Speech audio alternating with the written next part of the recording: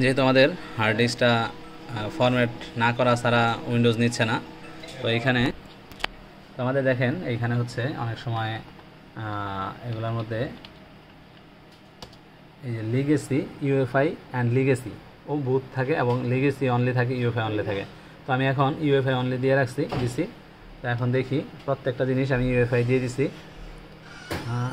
এটা আবার কি আসলে ডু নট ম্যাচ, এটা ইউএফআই অনলি দিব আমি। তো এগুলো সব ইউএফআই রাখছি।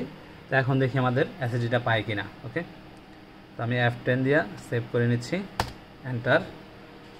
এখন দেখি আমাদের বুট নিবে, বুট চলে আসছে, আমরা উইন্ডোজ 10 দিব।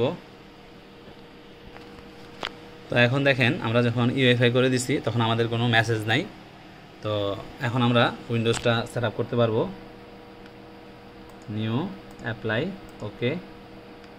তো দেখেন আমাদের উইন্ডোজের যে ড্রাইভ আছে এবং সিস্টেম ফাইল, রিজার্ভ ফাইল, এগুলা রেডি হয়ে গেছে। তো এখন আমরা নেক্সট করে দিই, উইন্ডোজ চালু হয়ে গেছে। ধন্যবাদ।